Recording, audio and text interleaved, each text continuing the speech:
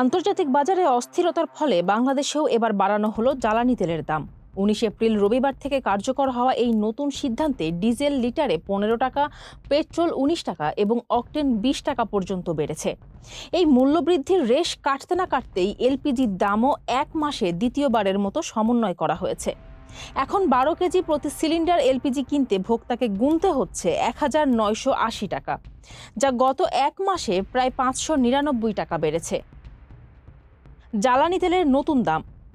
সরকারের নতুন তালিকা অনুযায়ী বর্তমানে প্রতি লিটার ডিজেল ১১৫ টাকা, কেরোসিন ১৩০ টাকা, পেট্রোল ১৩৫ টাকা এবং অকটেন ১৪০ টাকায় বিক্রি হচ্ছে। বিদ্যুৎ ও জ্বালানি মন্ত্রী ইকবাল হাসান মাহমুদ জানিয়েছেন, বিশ্ববাজারে জ্বালানি তেলের দাম দ্বিগুণ হওয়ায় অর্থনৈতিক চাপ কমাতে বাধ্য হয়ে এই সমন্বয় করা হয়েছে।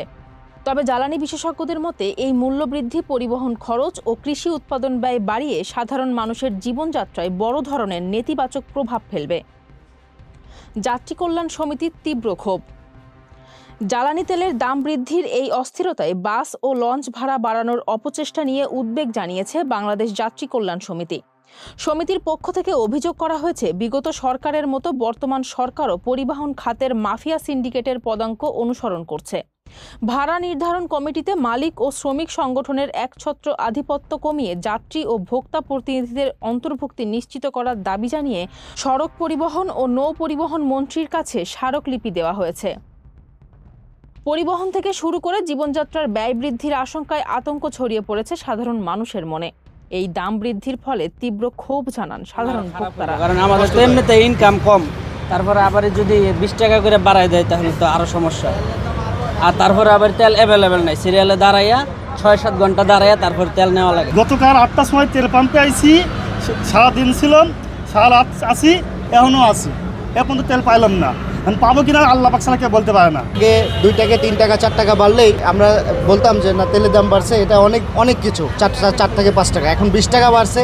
এতে করে দেখা যাচ্ছে যে আমরা বিপদগ্রস্ত। গ্রামের সর্বোচ্চ ম্যাক্সিমাম মেশিনারি ডিজেল রিলেটেড, এগুলোর উপর অবশ্যই কৃষিখাতের উপরে বড় একটা প্রভাব পড়বে। দ্রব্যমূল্য অবশ্যই দাম বাড়বে। এলপিজি ও বিদ্যুৎ নিয়ে শঙ্কা।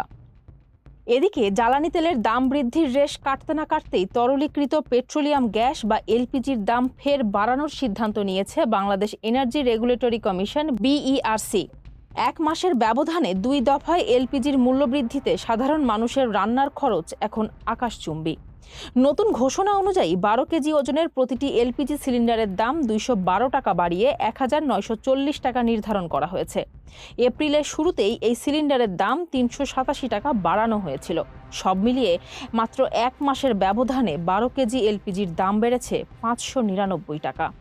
বর্তমান বাজার দর অনুযায়ী প্রতি কেজি এলপিজির দাম বাড়িয়েছে ১৬১ টাকা ৬৬ পয়সা। একদিকে রান্নার গ্যাস, অন্যদিকে পরিবহন ও কৃষি খাতের জ্বালানি তেলের দাম একযোগে বাড়ায় জনমনে চরম হতাশা ও ক্ষোভ তৈরি হয়েছে।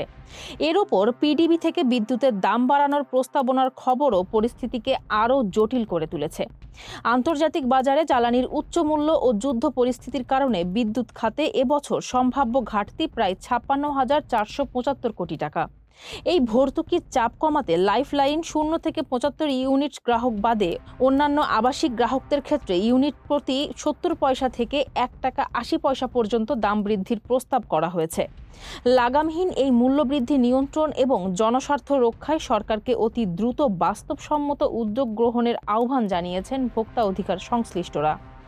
মূলত বিশ্ববাজারের অস্থিরতাকে ঢাল হিসেবে ব্যবহার করে অভ্যন্তরীণ অর্থনীতিতে এই চাপ সাধারণ মানুষের ক্রয় ক্ষমতাকে আরও সংকুচিত করে দিচ্ছে।